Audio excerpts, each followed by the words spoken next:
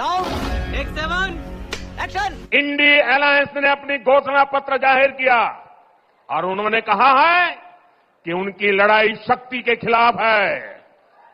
मेरे लिए हर मां शक्ति का रूप है, हर बेटी शक्ति का रूप है और मैं इन शक्ति स्वरूपा माताओं बहनों की रक्षा के लिए जान की बाजी लगा दूंगा।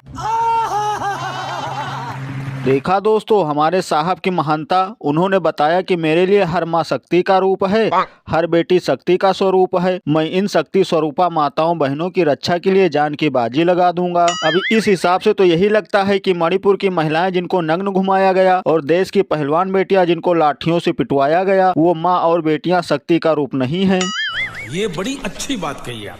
यह सब बातें सुनकर ये लोग हंस रहे होंगे कि इन माताओं बहनों से उतना ही है नाता जैसे डाका डालने से पहले डाकुओं का जय मां भवानी से होता है नाता। क्योंकि जब मणिपुर में महिलाओं को नग्न घुमाया जा रहा था, महिला पहलवानों को सड़कों पर घसीटा जा रहा था, तब हमारे साहब जी विदेश घूमने में और अपनी कुर्सी की बाजी लगाने में व्यस्त थे। और राहुल जी ने जैसे ही शक्तियों की बात कही वैसे ही असुरी शक्तियाँ बिलबिलाने लगी। फिलहाल साहब जी ने जान की बाजी इस मकसद से लगा रखी है कि ब्रजभूषण शरण सिंह जैसे लोग मोदी का परिवार है, महिलाओं की रसोई में पड़ रहा है डाका, महंगाई इतने खतरनाक है, बेरोजगारी का बिल्कुल नहीं इलाज है। अरे बाप रे, ये तो धोती खोल रहा है। ये तो अच्छा हुआ कि साहब जी ने कहा कि जान की बाजी लगा दूंगा। जो नोटबंदी पर कहा था कि किसी चौराहे पर लटका देना, ये नहीं कहा। वो चौराहा आज तक नहीं दिखा। और जो किसानों की दुगनी आय होने वाली थी, आज तक नहीं दिखा।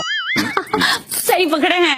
और अभी तो रुको, क्लाइमैक्स अभी बाकी है। तो उत्तर प्रदेश में आप 80 में से कितनी सीटें लाएंगे इस बार? देखिए, मैं ना योगेंद्र यादव जैसी कोई सेफोलॉजिस्ट हूँ, ना मैं राहुल गांधी जैसी कोई बुद्धिजीवी हूँ। मैं आपको इतना ही अश्योर कर सकती हूँ कि जो मोदी ने कहा है वो पत्थर की लकीर है। एनडीए अब की बार 400 पार। तो देखा भैया, ये चाची जी ने कोई साइकोलॉजिस्ट नहीं है, राहुल गांधी जैसे कोई बुद्धिजीवी नहीं है, लेकिन जो साहब जी ने कह दिया है अब की बार 400 के पार। और इनको संभल कर बोलना चाहिए। जो पत्थर की लकीर बता रही हैं वो कहीं पत्थर ही ना हो जाए और इनके ऊपर पड़ ना जाए 4 जून के बाद, क्योंकि जुमला भला पत्थर की लकीर कैसे हो सकता है। और इनको यह भी बताना चाहिए कि मोदी जी ने 2 करोड़ रोजगार, 15 लाख रुपए खाते में, सस्ता राशन, महंगाई कम कराने में, डीजल पेट्रोल गैस के दाम कम कराना, हवाई चप्पल वाला हवाई जहाज की यात्रा करेगा, अच्छी सुविधा, अच्छा स्वास्थ्य के लिए भी बोला था। ये पत्थर की लकीर क्यों नहीं हुआ? लेकिन ये सब बातें हो गई पुरानी। लोगों को सिलेंडर खरीदने में ही याद आ जाती है नानी, क्योंकि ये लोग सब वादे भूल जाते हैं। ऐसे लोग उधार लेकर भूल जाते हैं जैसे पैसे। ये सब क्या देखना पड़ रहा है? अच्छा है मैं अंधा हूँ।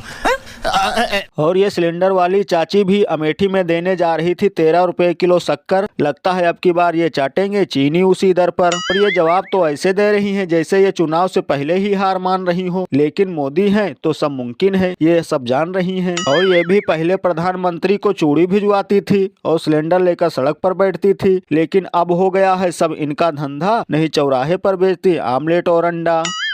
मजा आया, और मैं ये जो मजा है हिंदुस्तान के हर व्यक्ति को देना चाहता हूं।